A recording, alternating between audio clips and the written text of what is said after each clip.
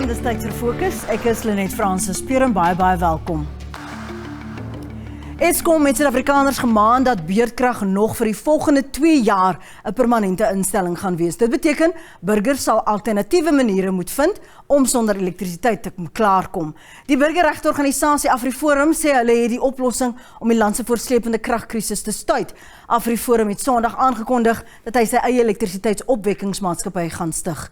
Die planne sluit in 'n modulêre korrelbed reaktor, maar kan dit die land se energiekrisis oplos? Ons gesels nou met AfriForum se hoofuitvoerende beampte Kriel oor hulle kernkragplanne. Baie dankie dat jy vanaand by ons kon aansluit, Kali. Is dit kompetisie vir Eskom of is dit 'n alternatief op dit wat Eskom moet doen?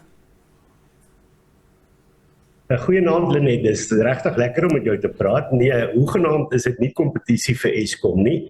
Natuurlik sal ons almal graag wil hê dat Eskom moet terugkeer na 'n situasie waar hulle vir die land, aan die totale land se energiebehoeftes kan voldoen.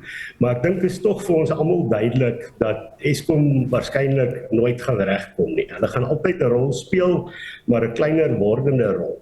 Maar ek dink ook, ons moet baie nederig wees wanneer mens kyk na energieoplossings. Nie Eskom, nie die regering, AfriForum of enige ander privaat elektrisiteitsverskaffer kan hierdie probleem alleen oplos nie. En daarom is die belangrikheid van wat ons sê, dit is nie maklik nie.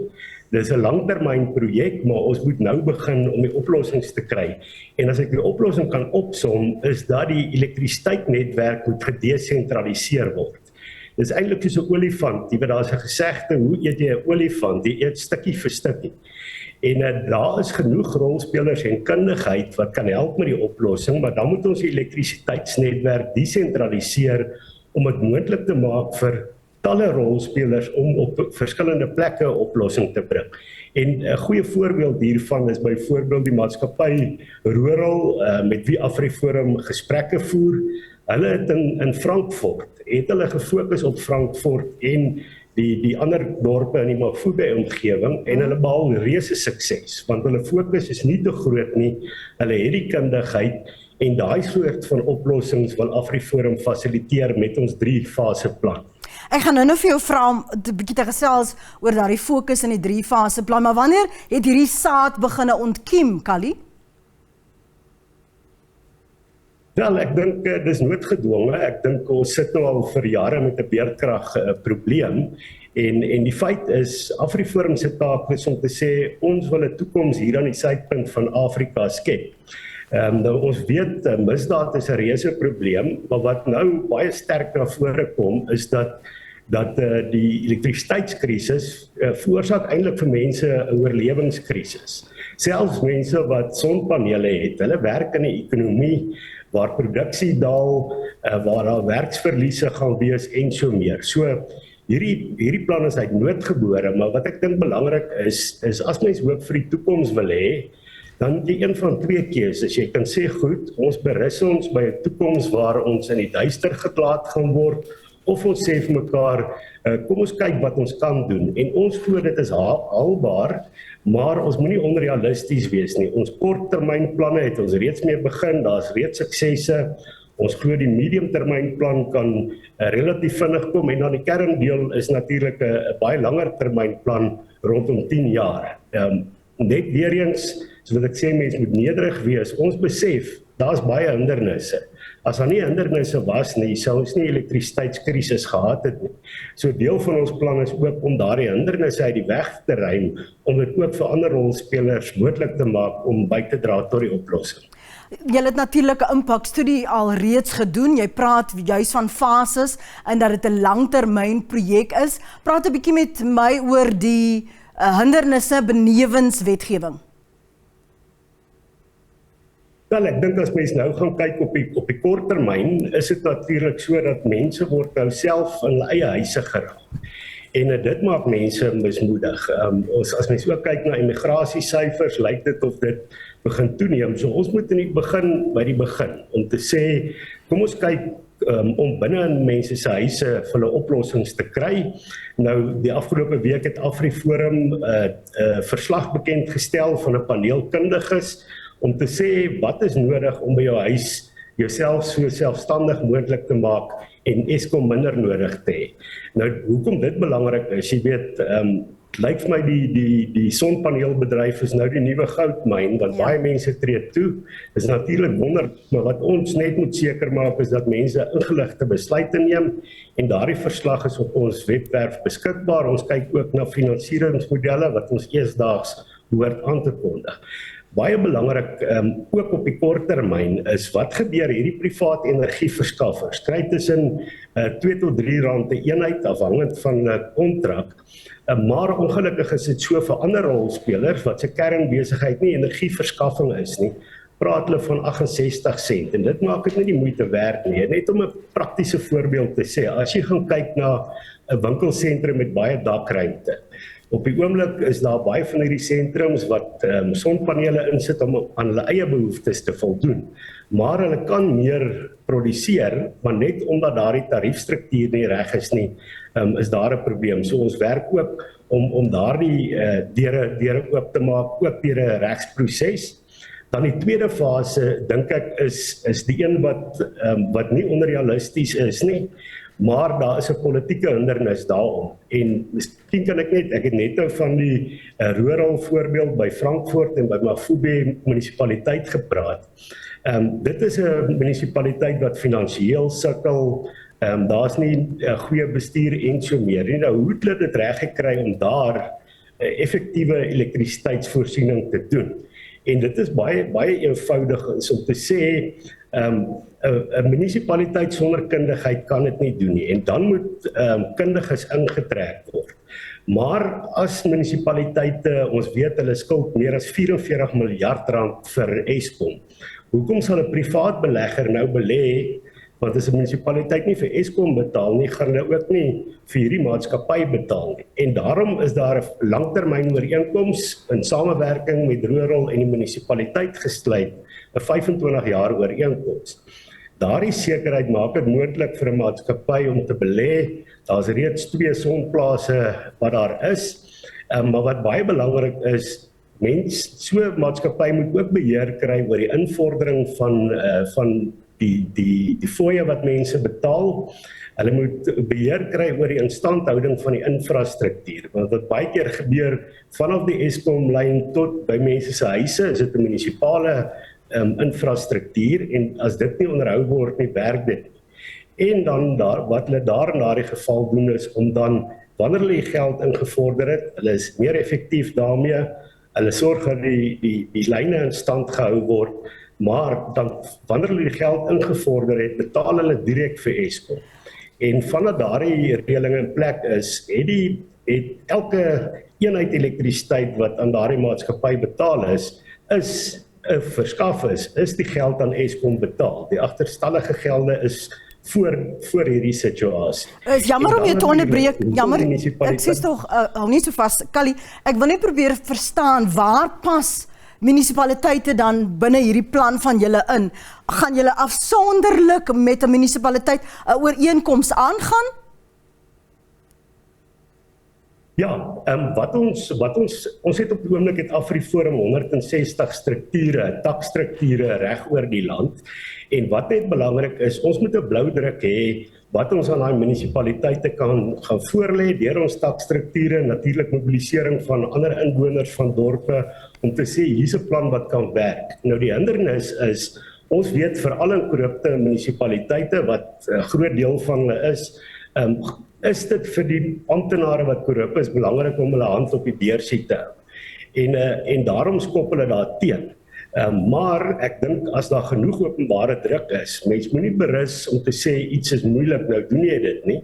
As daar genoeg openbare druk is, dan skop mens daai deure oop. Ek kyk na 'n plek soos Parys in die Vrystaat waar dienslewering totaal en al in duie stort, waar mense betoog, daar opstande is en so meer. Nou, dis natuurlik, ons wil nie daai opstande hê nie, maar binne daai omstandighede moet 'n munisipaliteit besef, die enigste manier om stabiliteit te kry is om goeie dienslewering te verseker, en dan moet ander rolspelers betrek word. So dit is 'n ding wat ons baie sterk gaan dryf. En jy weet, as mense maar net berus sit by die status quo, dan was ons nou nog in die middeleeue. En jy weet, as iemand vir my 3 jaar terug gesê het, die president sou die aankondigings maak wat hy verlede jaar gemaak het, om te sê, daar gaan nie meer 'n perk wees op elektrisiteit verskaffing deur privaat rolspelers nie, lisensiering gaan vergemaklik word, dan sou ek dit nie geglo het nie. Maar die werklikheid druk 'n regering wat baie sterk sentralisties ingestel is, sal hulle uiteindelik druk. Ons moet net nie moeg word nie, want ons het 'n verantwoordelikheid om te sorg dat ons kinders op die langtermyn krag sal hê, letterlik en figuurlik. Ja, ek hoor jou. So gepraat van die struktuur en wat julle in die vooruitsig stel, terwyl jy praat, wonder ek hoe jy die munisipaliteite onafhanklik gaan kry, want daar is tog 'n ooreenkoms met provinsiale regerings en die verskillende departemente wat geld voorsien om sekere dienste te kan lewer en sovoorts, hoe julle hulle gaan wegtrek of wegrokkel. Praat met my oor die befondsing van hierdie projek van julle. Ja, kyk, kom ek sê baie eenvoudig. Die munisipaliteit gaan nog steeds hulle fooi wat hulle gewoonlik kry, gaan hulle kry. En dit is reeds binne die bestaande werklikhede is dit moontlik. Dit gebeur reeds in Frankfurt. So al wat mens nodig het is eintlik die instemming wat natuurlik nie maklik gaan wees nie. Maar daai model glo ek is die een waarvoor ons baie hard moet druk en wat uiteindelik vir ons op die langtermyn 'n oplossing ook gaan gee. Die feit is ook wat daar gebeur is nie net Eskom krag word gebruik nie. So daai projek gaan nou na 'n tweede fase toe om genoeg batterystoring te kry.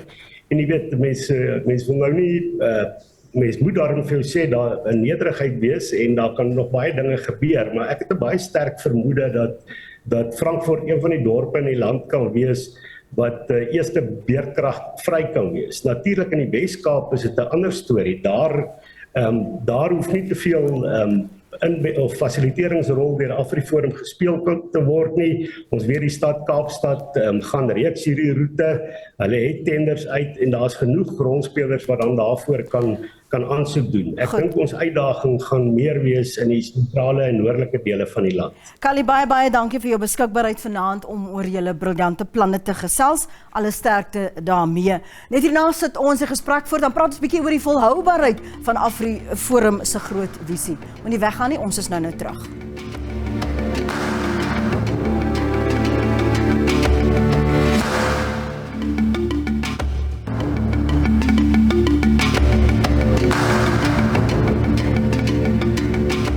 Welkom terug hier by Fokus. Fokus het via Zoom met professor David Nichols, 'n voormalige kernkragbeampte by Eskom, gesels oor AfriForum se planne om sy eie elektrisiteits opwekkings maatskappy te stig. In segment 1 het ons vroeër in die breek met KYKSTOF gesels, die hoofuitvoerende beampte van AfriForum, oor hulle planne en ook die gebruik van 'n modulêre korrelbed reaktor. Professor Nichols sê dit gaan nie maklik wees om die elektrisiteits opwekkingsmaatskappy op die been te bring nie, maar dit is dalk die moontlike oplossing om Suid-Afrikaners van daardie donkerte te red. Issues to raise about this one. Let's simply talk technology. Yes, they're talking about a company called X Energy in the States, which is building which is designing and developing a small nuclear reactor, very similar to the South African PBMR of 10 years ago, of about 18 megawatts a machine. So it's small in that sense compared to, let's say, 1,000 megawatts for a Koeberg type machine. So technically it's certainly there. The Chinese have built one of these, and they started running it about 18 months ago. It's now in production. So certainly the technology is there. It makes power. It's a reasonably modern technique, and it's got very high safety standards and good efficiency. I think the bigger question is how do you afford this and how do you fund it? And so my thoughts, the three aspects I would argue of what AfriForum's talking about. One is purely technical. You know, what would the design look like? Could it get built? And that, I think, is the easiest bit, oddly enough. The second one is how do you fund such a project? You want to certainly get the supplier to provide loans. It's a bit like buying a motor car, where you don't buy a motor car, the garage gives you a loan to buy the car with.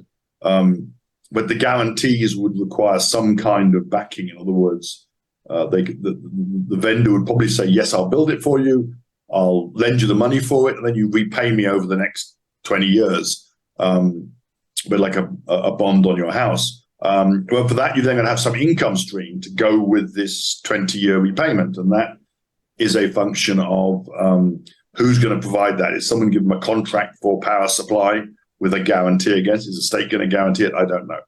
And the third one is administrated in terms of being licenses and all those things. That's not been done in this country in terms of a private company getting a license for a nuclear power station, but there's no logical reason it couldn't be done. So yes, it makes sense, but as in many things, God is in the good intention, the devil is in the details. If this is successful, these AfriForum's plans, will it be South Africa's first, modular pebble bed reactor?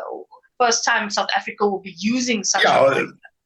It'll be first time South Africa's actually built one thing. I mean, the sort of the pebble bed project, the modern pebble bed projects, almost all came out of the PBMR project done by Eskom from 95 to 2010.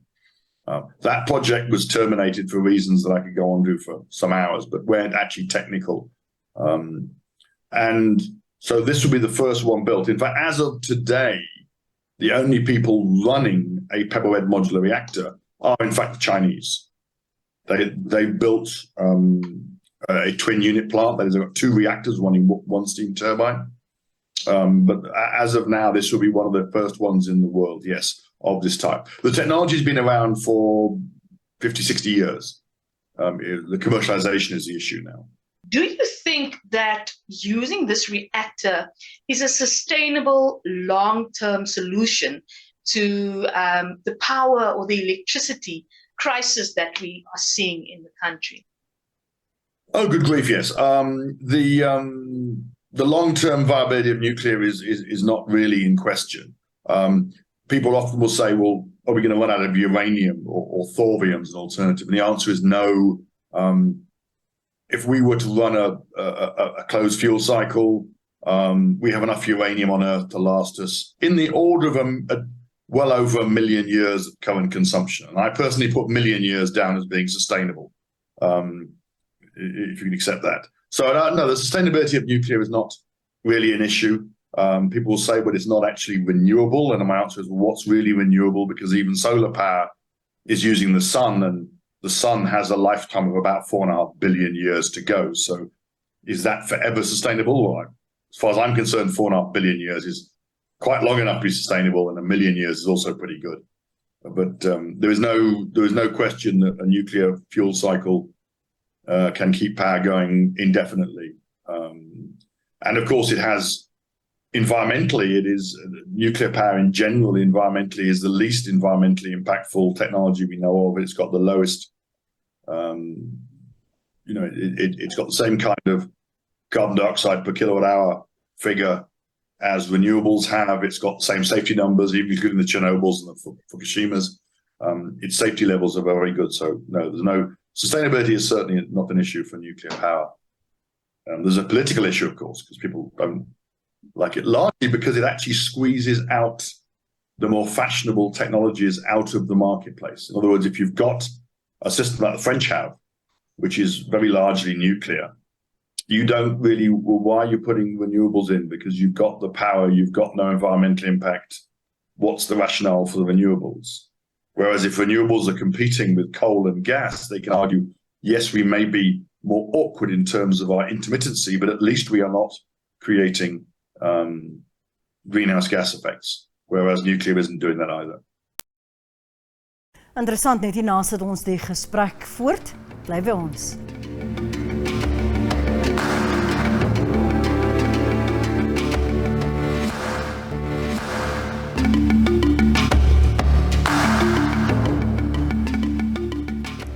Ons gaan voort met die program. Ons praat vanaand oor die voortsleepende kragkrisis wat Suid-Afrikaners in die gesig staar.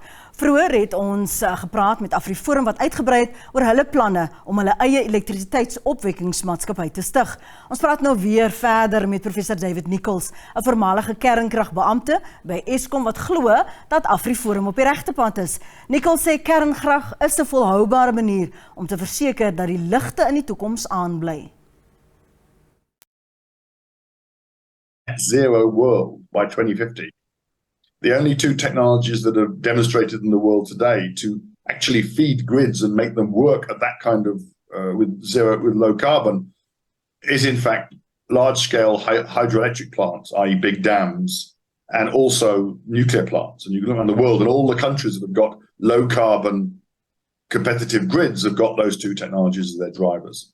So if you ask me what the long-term future is, we've got to think around 2050 will be a largely nuclear-based system. The second one is short-term, and the short-term people are starting to realize finally the short-term solution to avoid load shedding is to get the Eskom fleet in working order properly. I mean, the Eskom performance of its coal stations is quite literally almost unbelievable. I was Eskom for 35 years, and if you'd told me 20 years ago we'd be down at 50% availability, you wouldn't be believed. It wouldn't be seen as a credible scenario. So getting Eskom's gas turbine, coal station to work, and intermediate-wise, what bridges the gap is largely probably a natural gas-fired solution. People will say, what about renewables? And my answer is extremely simple. Renewables are now supposedly cost-effective and competitive. Therefore, the government doesn't need to get involved. The government's unlocked the grid system. Anybody can put power into the grid to take power out. Anyone can build their own power station if you can find a customer for yourself. So why are we worrying about the government organizing renewables? If they are the cheapest option, they will win the argument. But the state has to provide that backbone. And my argument would be the short-term stuff is get the Eskom coal stations to work. The medium-term side is to get a natural gas solution going. And the long-term solution almost has to be a nuclear solution because we have no other technology which is net zero carbon and which can meet the demand of the grid. One reactor, pebble bed reactor, be enough for No. Look, it's a game of numbers. The South African grid has a demand of about present, let's say 35,000 megawatts at peak. It's been suppressed for the last 10 years because of lack of capacity, so we should be much higher than that. And if we're going to net zero, we'll need much bigger because, of course, if all your cars are going electric, then you've got to replace all that oil that's coming into, all the energy of the oil has got to go into electric energy to drive electric cars. So the grid's got to get a lot bigger. And you need, let's say, 50,000 megawatts of plant. You need a lot of power stations for that. So yeah, one reactor. But if the model was made to work, if they could get this, if AfriForum can make it work, then what they're talking about essentially is the old-fashioned town power station. In other words, taking the stations and getting the Munichs to create in their own ecosystem a small little power station. Interessante tye wat vir ons voorlê. Dis ongelukkig al vir vanaand. Onthou, jy kan ons steeds op YouTube vind. Dis waar ons beskikbaar is. Ons groet dan tot volgende Woensdag aand om 7. Tot dan. Totsiens.